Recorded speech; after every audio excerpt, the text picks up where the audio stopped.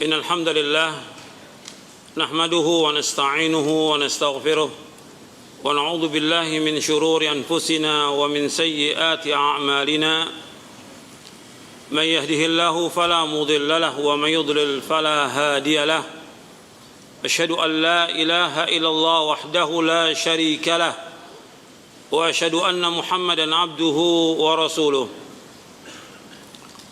Ikhwani fid din, azakumullah. Kita bisa tahu agama Islam ini yaitu dengan nuntut ilmu, dan ini wajib. Dan nuntut ilmu ini merupakan kewajiban atas setiap muslim dan muslimah. Dan seluruh manusia dia wajib menuntut ilmu syar'i. Sebagai seorang muslim, siapa aja, apakah dia seorang pejabat, dia seorang rakyat, seorang bapak, ibu, anak, atau orang kaya, atau orang miskin, atau siapa aja, wajib thalabul ilmi. Dan gak boleh berhenti. Karena Nabi bersabda sallallahu alaihi wasallam, thalabul ilmi faridatun ala kulli muslimin. Menuntut ilmu itu wajib atas setiap muslim.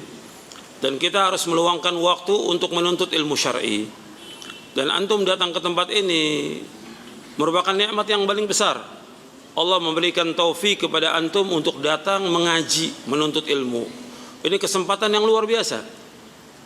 Dan jalannya kita menuju ke tempat thalabul ilmi untuk mengkaji ilmu, dapat ganjaran yang besar dan merupakan jalan menuju surga.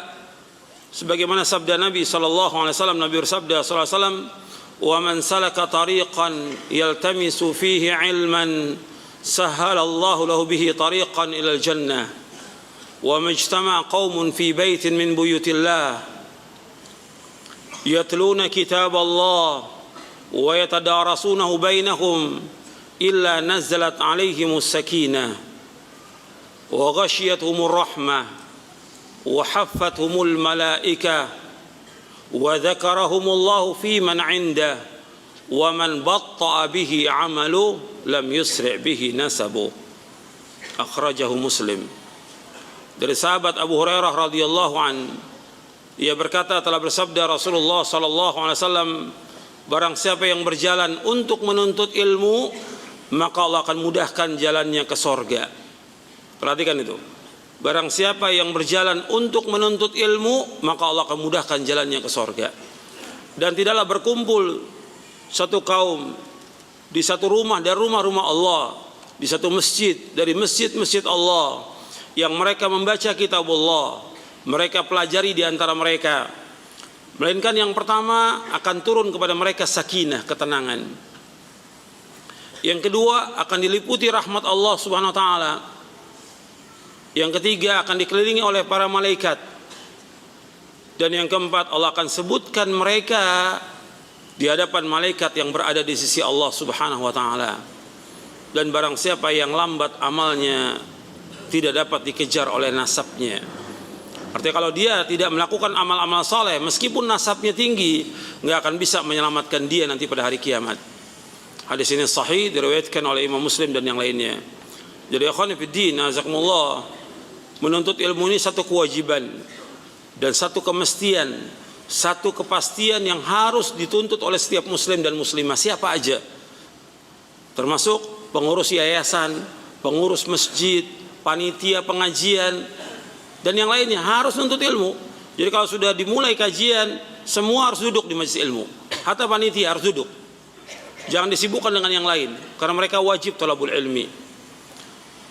Kemudian ikhwan fillah, jazakumullah, bahwa Islam ini akan diberikan oleh Allah kejayaan, kemenangan, kemuliaan dengan ilmu dan amal saleh. Tidak dengan yang lain. Ilmu dan amal saleh.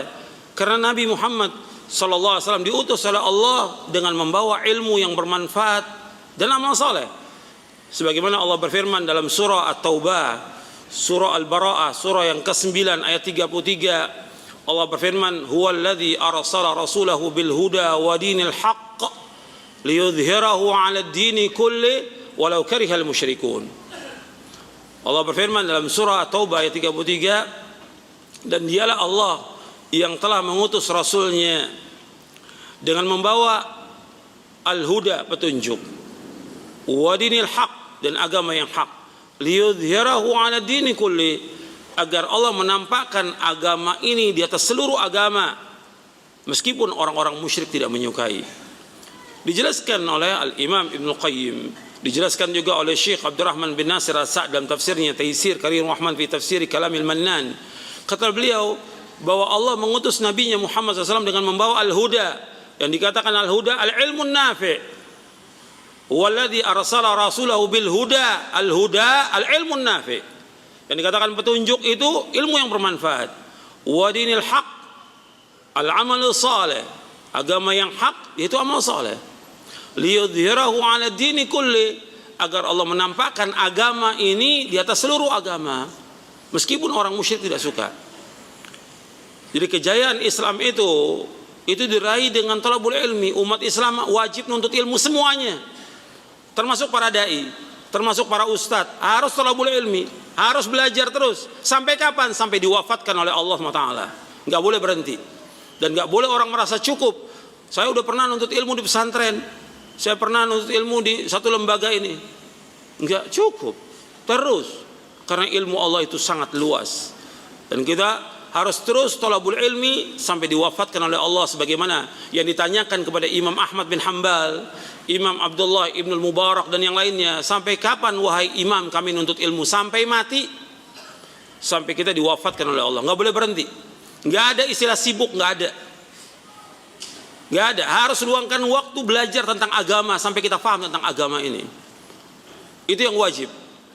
Yang ada sekarang ini orang merasa cukup dengan kajian-kajian umum, atau sebulan sekali atau 2 bulan sekali cukup. Nggak boleh.